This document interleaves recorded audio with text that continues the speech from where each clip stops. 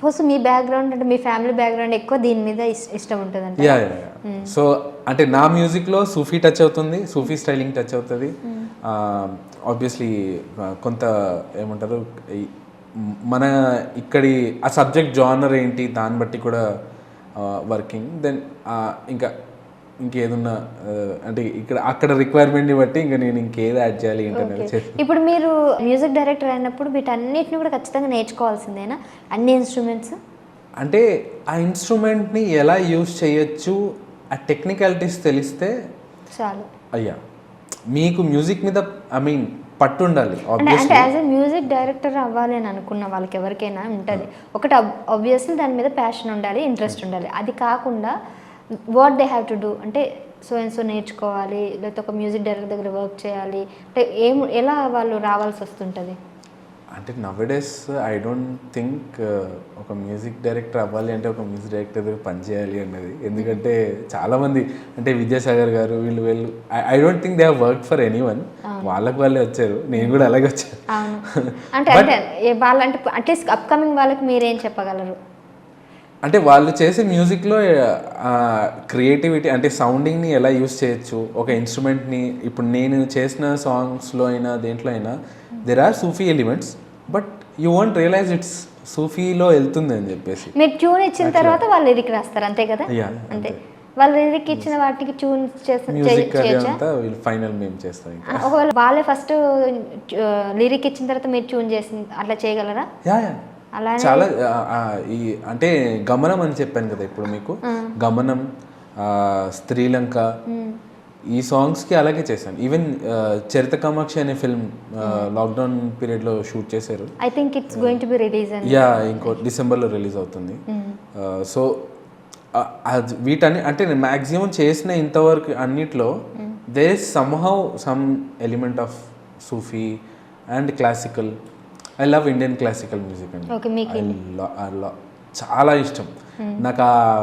ఏమంటారు క్లాసికల్ అవి ప్రాక్టీస్ చేసి అవన్నీ నేర్చుకున్నారా మీరు? అన్ని నేర్చుకున్నారు. మాకోసం ఏమైనా పాట పాడతారా? ఒక చిన్న లిరిక్ అంతే, ఒక 2 lines మీకు నచ్చిన సాంగ్ కానీ ఫేవరెట్ ఏదైనా కానీ. నా కెరియర్లో నేను అంటే సింగింగ్ క్లాసెస్కి వెళ్ళినప్పుడు ఫస్ట్ నేర్చుకున్న సాంగ్ ఇళయరాజా సాంగ్ ఒకటి ఉంది, నా ఫేవరెట్ సాంగ్ అది టిల్ డేట్. అంటే I think I think those songs have like music sounding differences. అప్పుడే గిటార్స్ అది ఇళయరాజా గారు యూస్ చేసి జాబిల్లి కోసం సాంగ్. నేనంత పర్ఫెక్ట్ కాదు, నేను మ్యూజిక్ డైరెక్టర్ కాబట్టి. You're not singer, that's okay. But ఒకసారి ఊరికి నేను మ్యూజిక్ డైరెక్టర్స్ పాడితే ఎట్లా ఉంటుందో విందామని. ఓకే మీరు వినే ఉంటారు చాలా మంది, కిరవాణి వీళ్ళంతా మీది వినలేదు కదా.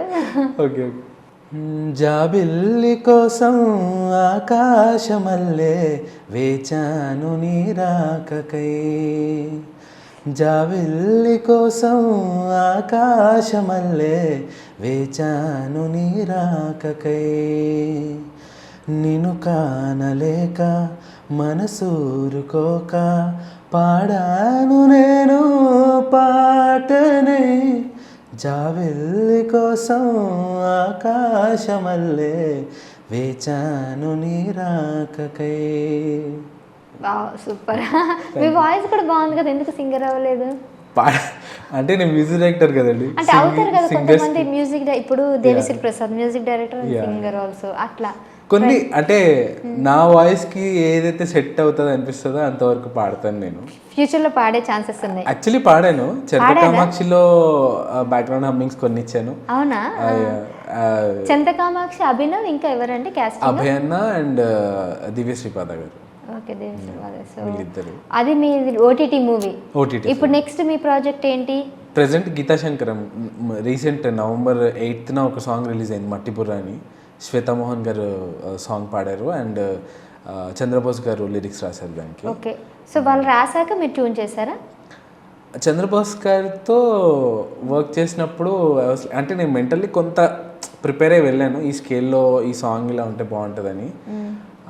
అక్కడికి వెళ్ళాక ఆయన లిరిక్స్ అందించాక దెన్ అంటే ఆయనతో కూర్చొని ఆయన చాలా బాగా కూర్చుంటావు మంచిగా ఇలా లెగ్స్ ఫోల్డ్ ఇలా చేసేసుకొని ఆయన ఇంటి పైన అనమాట అలా కూర్చొని స్టోరీ చిన్న పిల్లాడు విన్నట్టు స్టోరీ విన్నారు మంచిగా వినేసి then he started like okay దీనికి ఇలా ఉంటే బాగుంటుంది కదా. మట్టిపుర్ర ఎలా ఉంది, ఆ పిల్ల మట్టిపుర్ర ఏమైనా యూజ్ చేసిందా డైలాగ్స్ అనుకుంటా అలా. సో దెన్ షూట్కి వెళ్ళే బిఫోర్ ఆయన కొన్ని ఇన్పుట్స్ ఇచ్చినవి షూట్కి కూడా చాలా యూజ్ అయ్యాయి. డైలాగ్స్ కొన్ని చేంజ్ అయ్యి హీరోయిన్ కూడా హీరోని కొంచెం మట్టిపుర్ర అని పిలవడం.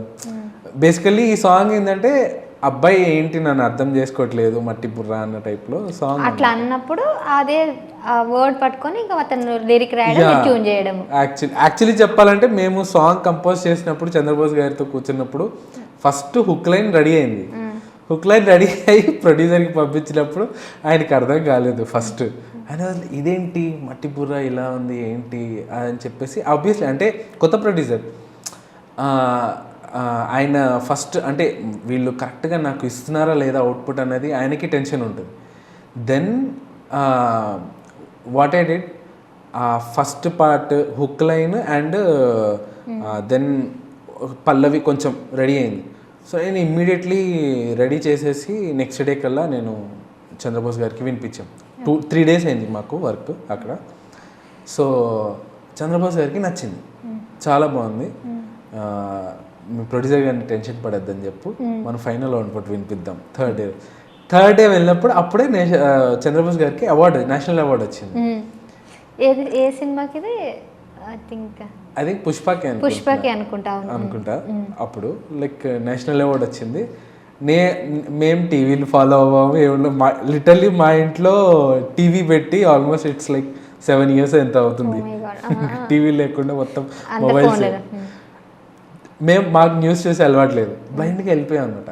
మీకు గుర్తుందా ఈరోజు ఏంటో అన్నాడు. అంటే చంద్రబోస్ గారితో మాకు ఇప్పుడిప్పుడే పరిచయం ఏముంటుంది అది అంటే. దెన్ అప్పుడు నా ఫ్రెండ్ శ్రీధర్ గిటారిస్ట్ అని తను నేను రెగ్యులర్గా జామింగ్ అది చేస్తుంటాను. తను చెప్పాడు సార్కి నేషనల్ అవార్డు వచ్చింది. అప్పుడు దెన్ ఓకే అని చెప్పేసి లక్కీగా అంటే సాంగ్ లాస్ట్ అయిపోయింది కదా, ఇంకా ఆయనకి బొకే ఇచ్చేసి then will finish off the day అని చెప్పేసి నేను ఆల్రెడీ ఒక బొకే తీసుకొచ్చాను అనమాట. ఆ బొకే అలా టైంకి పనికొచ్చింది లిటరల్లీ. అండ్ ఇమ్మీడియట్లీ మా డైరెక్టర్ అండ్ ప్రొడ్యూసర్ అప్పుడే వస్తున్నారు. అయితే ఇమ్మీడియట్లీ చెప్పాను సార్కి అవార్డు వచ్చింది, బొకే తీసుకురండి అని చెప్తే వాళ్ళు తీసుకొచ్చారు. అవునా? అంత సాటిస్ఫైడ్. వర్కింగ్ ఎక్స్పీరియన్స్ మీరు బాగా ఎంజాయ్ చేసినట్టున్నారు. I love his the way he works.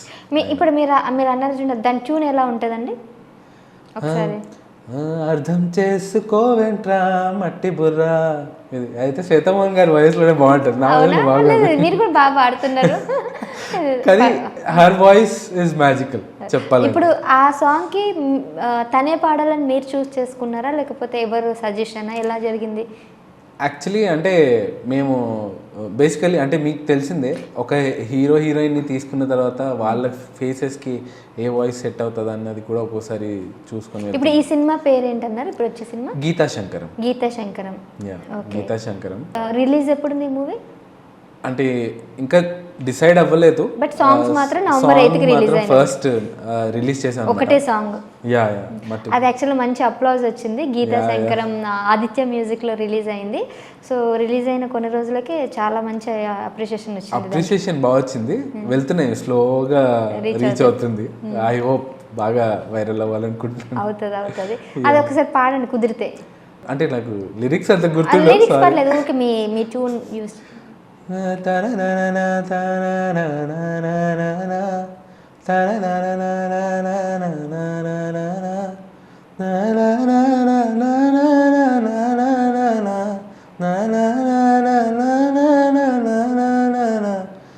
ఎంత చెప్పినా ఎంత చేసినా సారీ వినవేంట్రా మట్టిబుర్రా. అంటే మన ట్యూనింగ్ చేస్తుంటాయి కదా, సో నాకు ట్యూన్ ఒకటి గుర్తుంటాయి ఎక్కువ. సో ఎక్కువగా మీరు చేసే స్టైల్స్ ఎలా ఉంటాయండి ఈ ట్యూన్స్? మీరు ఇందాక అన్నారు సోఫియా ఉంటుంది అన్నారు, ఇంకా ఎక్కువ మీ ఇన్స్పిరేషన్? నా ఇన్స్పిరేషన్ ఈస్ ఏఆర్ రెహమాన్ గారు. లిటరల్లీ ద ఫస్ట్ నేను చిన్నప్పుడు ఫస్ట్ సాంగ్ విన్నది ఏంటంటే రెహమాన్ గారి చిక్కుపు చిక్కుపుకి రైలే. అది విని డాన్స్ చేసేవాడిని. మమ్మీ వాళ్ళు ఏమనుకున్నారు, కొరియోగ్రాఫర్ అవుతారు, డాన్సర్ అవుతారు. అంటే స్కూల్లో కూడా డాన్స్ టీచింగ్ చేయడం, ఈవెన్ మా కాలేజ్లో కూడా నేను డాన్స్ టీచ్ చేసి డాన్స్ కూడా పర్ఫామ్ చేసాం. ఎందుకు వెళ్ళలేదు మరి ఆ సైడ్? అంటే that's not my cup of tea నాకు. అంటే ఐ అండర్స్టూడ్ దట్. యా, అంటే నా voice also helps me to compose good music అని చెప్పేసి ఐ అండర్స్టూడ్. సో దెన్ అలా జర్నీ స్టార్ట్ అయింది. యాక్చువల్లీ కాలేజ్లో లైక్ వీ స్టార్టెడ్ స్వరం అని ఒక మ్యూజిక్ ఆల్బమ్ చేద్దామని అప్పుడే అనుకున్నారు. యా, కంపోజ్ చేసాము ఎవ్రీథింగ్ అయింది. బట్ ఆబ్వియస్లీ మనకి ఇనఫ్ సపోర్ట్ లేకపోతే it's all related to money. కాబట్టి మాకు చాలా లిమిటెడ్ ఫండ్ ఉండడం వల్ల somehow we did something, but we couldn't release it in proper way. But ఆ స్టఫ్ అలాగే ఉండిపోయింది. ఐ హోప్ అది కూడా ఏదో ఒక రోజు బయటకు వస్తుందని. తప్పకుండా వస్తుంది. సో ఇప్పుడు మీకు మ్యూజిక్ డైరెక్టర్ ఏఆర్ రెహమాన్ అన్నారు కాబట్టి సింగింగ్ కానీ లేకపోతే అట్లా మీ ఫేవరెట్ ఎవరు? సింగింగ్లో నాకు ఏమంటారు, Lata Mangeshkar is my most favourite. Lata Mangeshkar, Asha Bhosle, వాళ్ళిద్దరు సిస్టర్స్ కదా. యా, చాలా ఇష్టం. అండ్ మొహమ్మద్ రఫీ గారు అండ్ ఘంటసాల. తెలుగులో ఐ హావ్ గ్రోన్ అప్, మా పేరెంట్స్ వీళ్ళు ఘంటసాల అండ్ అంటే అంత నాకు ఘంటసాల గారు అంటే అప్పట్లో ఆయన సాంగ్స్ చాలా పాతవి కదా. అంటే ఆ సిచ్యువేషన్ వచ్చింది ఆయన పాటలు విని మీరు ఇట్లా ఇవ్వాలి అని ఇంట్లో they use to play every day, every morning before they go to work. Still అంటే ఇప్పుడున్న జనరేషన్కి జనరల్గా సింగర్స్ అంటే బాలసుబ్రహ్మణ్యం గానో లేకపోతే సో ఉంటారు కదా, ఘంటసాల అనేది చాలా తక్కువ. అందుకే అడిగాను. అంటే like the place where you grow, that's where you get to know the. అవును, ఇప్పుడు మా నాన్నకి ఎన్టీ రామారావు అన్నట్టు ఆబ్వియస్లీ నాకు వచ్చేస్తుంది, అలా వచ్చేస్తుంటది. అవును, ఎగ్జాక్ట్లీ. సో నాకు అంటే హీరో వీళ్ళు వాళ్ళలో ఫ్యాన్స్ లేరు, కానీ అంటే నేను వాళ్ళకి ఫ్యాన్ అన్న టైప్లో కాదు. కానీ మ్యూజిక్లో నేను చాలా ఇష్టపడేది అంటే ఘంటసాల గారిని మెయిన్. ఘంటసాల, రెహమాన్ గారు.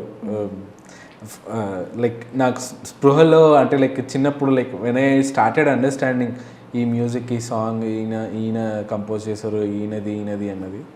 సో అట్లా that's I got to know like Rahman, AR Rahman, ఆయన జుట్టిలా వేసుకొని ఉంటాడు.